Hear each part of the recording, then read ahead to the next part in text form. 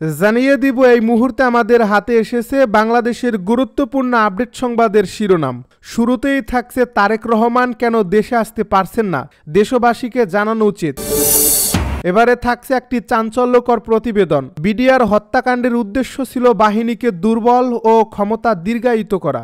এ নিয়ে থাকবে বিস্তারিত প্রতিবেদন, তাই সম্পূর্ণ ভিডিও জুড়ে আমাদের সাথেই থাকুন। এদিকে কেউ হামলা করতে আসলে দুই হাত নিয়ে ফিরতে পারবে না, হুঁশিয়ারি জামায়াতের নেতা এটিএম আজহারের। এবারে থাকছে কুমিল্লায় বিএনপি ও এলডিপি নেতাকর্মীদের সংঘর্ষে আহত 50। সব শেষে জানিয়ে দিব কুড়িগ্রামে জমির বিরোধে সংঘর্ষ, নিহত 3। এতক্ষণ শুনছিলেন হাতে থাকা আপডেট সংবাদের শিরোনাম, এবারে বিস্তারিত। তবে তার আগে অনুরোধ রইল ভিডিওটিতে একটি লাইক এবং কমেন্ট করে জানিয়ে দিন ভিডিও সম্পর্কে আপনার মূল্যবান মতামত। আরও জানিয়ে দিন ভিডিওটি কোথা থেকে দেখছেন বা কোন জেলা থেকে দেখছেন। তারেক রহমান কেন দেশে আসতে পারছেন না, দেশবাসীকে জানানো উচিত। বিএনপি চেয়ারপারসন বেগম খালেদা জিয়ার শারীরিক অবস্থা সংকটাপন্ন। বর্তমানে তিনি হাসপাতালের নিবিড় পরিচর্যায় রয়েছেন। এ অবস্থায় ভারপ্রাপ্ত চেয়ারম্যান তারেক রহমানকে দ্রুত দেশে আসার আহ্বান জানাচ্ছেন সবাই। তবে দেশে আসার বিষয়ে তিনি শনিবার বলেছেন, অন্য আর সকলের মতো এটা বাস্তবায়নের ক্ষেত্রে আমার একক সিদ্ধান্ত গ্রহণের সুযোগ অবারিত বা একক নিয়ন্ত্রণাধীন নয়। তার এ কথার প্রেক্ষিতে ঢাকা বিশ্ববিদ্যালয় শাখা ছাত্র শিবিরের সাবেক সভাপতি ও যুক্তরাষ্ট্রের হাওয়ার্ড বিশ্ববিদ্যালয়ের সহকারী অধ্যাপক ডক্টর মির্জা গালিব বলেছেন, তারেক রহমান কেন দেশে আসতে পারছেন না, এটা ডিটেল দেশবাসীকে জানানো উচিত। বিডিআর হত্যাকাণ্ডের উদ্দেশ্য ছিল বাহিনীকে দুর্বল ও ক্ষমতা দীর্ঘায়িত করা। শেখ হাসিনার ক্ষমতা দীর্ঘায়িত করা এবং বিডিআর সহ অন্যান্য বাহিনীগুলোকে দুর্বল করাই বিডিআর হত্যাকাণ্ডের প্রধান উদ্দেশ্য ছিল বলে মন্তব্য করেছেন জাতীয় স্বাধীন তদন্ত কমিশনের সভাপতি মেজর জেনারেল অবসরপ্রাপ্ত আলমা ফজলুর রহমান। রোববার সন্ধ্যায় প্রধান উপদেষ্টার কাছে তদন্ত প্রতিবেদন জমা শেষে কমিশনের কার্যালয়ে এক সংবাদ সম্মেলনে এ কথা জানান তিনি বলেন, আজ সন্ধ্যায় প্রধান উপদেষ্টার কাছে তদন্ত প্রতিবেদন জমা দিয়েছি। 11 মাস পর এই প্রতিবেদন জমা দিয়েছি। সেখানে আমরা 247 জনের সাক্ষ্য নিয়েছি। এদের মধ্যে শহীদ পরিবারের সদস্যদের জবানবন্দি 14 জন, রাজনৈতিক ব্যক্তিবর্গ 10 জন, অন্তর্বর্তী সরকারের উপদেষ্টা 2 জন, সামরিক কর্মকর্তা 130 জন, অসামরিক কর্মকর্তা 4 জন, পুলিশ কর্মকর্তা 22 জন, বেসামরিক ব্যক্তিবর্গ 9 জন, সাবেক ও বর্তমান বিডিআর এবং বিজিবির সদস্য 22 জন, কারাগারে আছেন 26 জন ও সাংবাদিক 3 জন। এর মধ্যে আমরা 600 ঘন্টা ভিডিও সাক্ষাৎকার ও রেকর্ডিং রিভিউ করেছি। বিভিন্ন সূত্র থেকে প্রাপ্ত স্থির চিত্র ও ছবি নিয়েছি প্রায় 800টি। বিভিন্ন খবরের কাগজে প্রচারিত সংবাদ নিয়েছি প্রায় 215টি। সরকারি ও বেসরকারি মোট 27টি প্রতিষ্ঠানের সঙ্গে পত্রালাপ করা হয়েছে। পত্রালাপের মাধ্যমে 905টি এবং প্রতি মাসে 81টি চিঠি দেওয়া হয়েছে। তিনি আরও বলেন, সেনাবাহিনী কর্তৃক পরিচালিত 6টি তদন্ত প্রতিবেদন সেনাবাহিনীকে ফেরত দেওয়া হয়েছে। জাতীয় তদন্ত কমিটির প্রতিবেদন স্বরাষ্ট্র মন্ত্রণালয়কে ফেরত দেওয়া হয়েছে। তৎকালীন বিডিআর পরিচালিত 52টি তদন্ত প্রতিবেদন বিজিবিতে ফেরত দেওয়া হয়েছে। ওয়েবসাইট বা ইমেল বা জবানবন্দি ভিডিও ক্লিপের মাধ্যমে 316টি বিভিন্ন তথ্য পাওয়া গেছে। এসব হত্যাকাণ্ডের মূল মাস্টারমাইন্ড কারা ছিল, এ বিষয়ে জানতে চাইলে তিনি বলেন, তৎকালীন প্রধানমন্ত্রী শেখ হাসিনা, ব্যারিস্টার ফজলে নূর তাপস, শেখ সেলিম, জাহাঙ্গীর কবির নানক, মির্জা আজম, সাহারা খাতুন, নিরাপত্তা উপদেষ্টা মেজর জেনারেল তারেক সিদ্দিকী, তৎকালীন সেনাপ্রধান জেনারেল মুইন ইউ আহমেদ, তৎকালীন ডিজিএফআই এর প্রধান মেজর জেনারেল আকবর। সাংবাদিকদের এক প্রশ্নের জবাবে তিনি বলেন, ওই সময় সরকার তার ক্ষমতা দীর্ঘায়িত করতে চেয়েছিল এবং বিডিআর সহ বাহিনীগুলোকে দুর্বল করতে চেয়েছিল। এই ষড়যন্ত্র কতদিন ধরে চলছিল এবং পেছনে কারা জড়িত ছিল? সাংবাদিকদের এমন প্রশ্নের জবাবে তিনি বলেন, শেখ হাসিনা 2008 সালে ক্ষমতায় আসার পর থেকে তারা এই ষড়যন্ত্র করে আসছিল। এই বিডিআর হত্যাকাণ্ডে পার্শ্ববর্তী একটি দেশ ষড়যন্ত্রের সঙ্গে যুক্ত ছিল। প্রতিবেশী দেশ বলতে আমরা ভারতকে বুঝিয়েছি। সেনা অভিযান কেন করা হয়নি সাংবাদিকদের এমন প্রশ্নের জবাবে তিনি বলেন, তৎকালীন সেনাবাহিনীর প্রধান জেনারেল মুইনের কারণে সেনা অভিযান হয়নি। জেনারেল মুইন বলেছিলেন, সেনা অভিযানে গেলে ভারত এখানে হস্তক্ষেপ করত। আমি যদি এখানে অভিযান চালানো শুরু করতাম তাহলে ভারত এখানে ইন্টারফেয়ার করত এবং ভারত 1971 সালের মতো বাংলাদেশ থেকে তারা আর ফিরে যেত না। 2 দিনে যখন 57 অফিসার নিহত হয় তখন দেশে আর স্বাধীনতা সার্বভৌমত্ব থাকে না। বিডিআর হত্যাকাণ্ডের পর 5 জন সেনাবাহিনী কর্মকর্তাকে কি গুম করা হয়েছিল? সাংবাদিকদের এমন প্রশ্নের জবাবে তিনি বলেন, তাদেরকে জিজ্ঞাসাবাদের জন্য ডিজিএফআই এর হেফাজতে নেওয়া হয়েছিল। ডাল ভাত কর্মসূচিকে কেন্দ্র করে এই হত্যাকাণ্ড ঘটিয়েছে কিনা জানতে চাইলে তিনি বলেন, ডাল ভাত কর্মসূচিকে তারা সামনে এনেছিল, কিন্তু এর পেছনে ছিল বড় ধরনের ষড়যন্ত্র। বাহিনীগুলোকে দুর্বল করার প্রচেষ্টা ও শেখ হাসিনার ক্ষমতা টিকিয়ে রাখার জন্য এই ঘটনা ঘটিয়েছে। জাতীয় স্বাধীন তদন্ত কমিশনের সভাপতি জানান, লেফটেন্যান্ট কর্নেল থেকে জেনারেল আজিজ আহমেদের চলে যাওয়ার কথা ছিল, কিন্তু পরবর্তীতে তাকে প্রমোশন দিয়ে ডিজি বিজিবি করা হয়। বিডিআর বিদ্রোহে শুধু বিডিআর সদস্য নাকি বাইরের কেউ ছিল? এমন প্রশ্নের জবাবে তিনি বলেন, বিডিআর সদস্য ছাড়াও বহিরাগতরা ছিল। আমরা তদন্তে পেয়েছি সেই সময় 921 জন ভারতীয় বাংলাদেশি এসেছিল। তাদের মধ্যে 66 জন লোকের হিসাব মিলছে না। তারা কিভাবে বের হয়েছে সেটা পাওয়া যাচ্ছে না।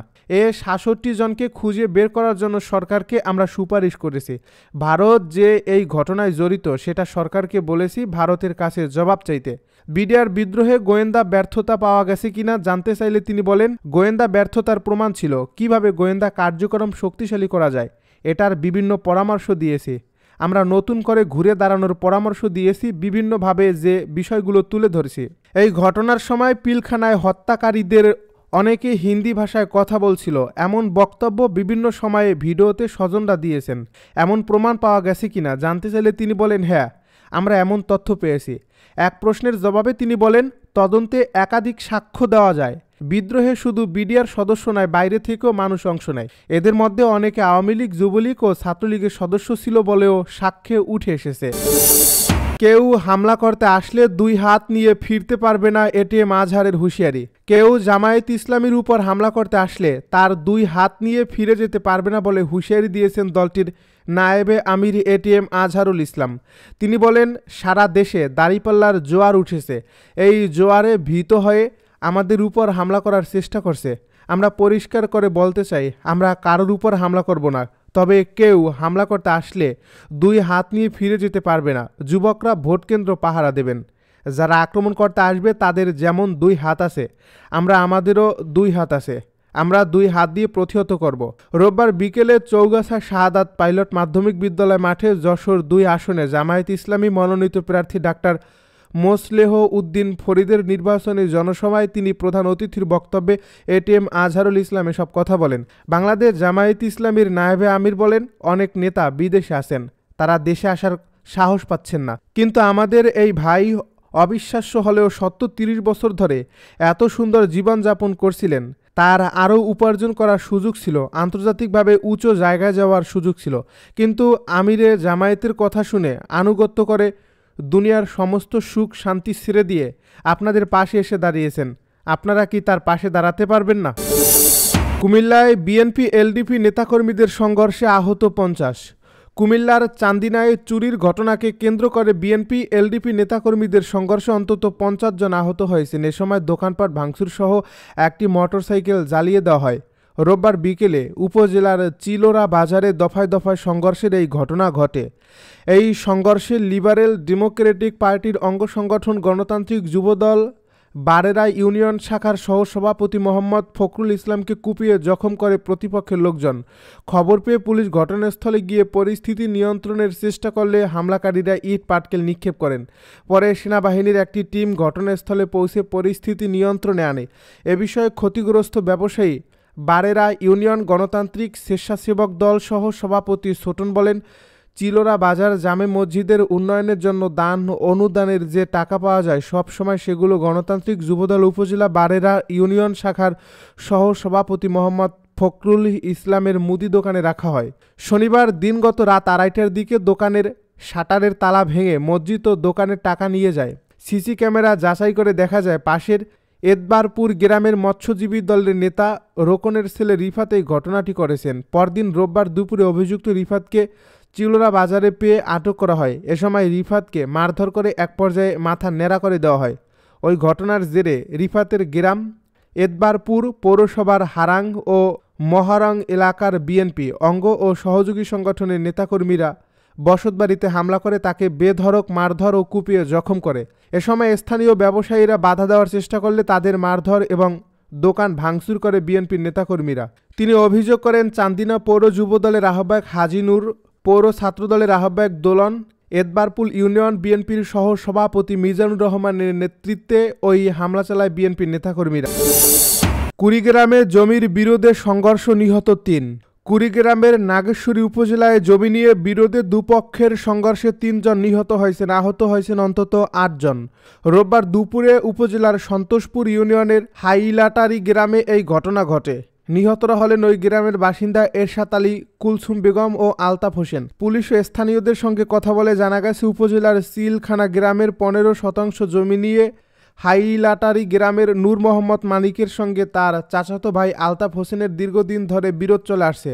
রোববার সকালে ওই জমির পাকা ধান কাটতে গেলে দুপক্ষের মধ্যে প্রথমে বাকবিতণ্ড হয়। এক পর্যায়ে দেশি অস্ত্র নিয়ে সংঘর্ষে জড়ায় দুপক্ষ। এতে মানিকের পক্ষের এরশাদ আলী ও তার বোন কুলসুম বেগম ঘটনাস্থলে নিহত হন।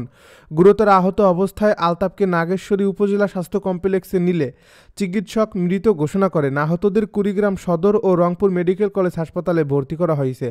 নাগেশ্বরী উপজেলা স্বাস্থ্য ও পরিবার পরিকল্পনা কর্মকর্তা সুজন শাহ কালবেলাকে বলেন, ঘটনাস্থলেই 2 জন নিহত হন। আহত অবস্থায় 2 জনকে হাসপাতালে নিয়ে আসেন স্থানীয় লোকজন। তাদের মধ্যে পথেই একজনের মৃত্যু হয়, অন্যজনকে প্রাথমিক চিকিৎসা দিয়ে রংপুর মেডিকেল কলেজ হাসপাতালে পাঠানো হয়েছে।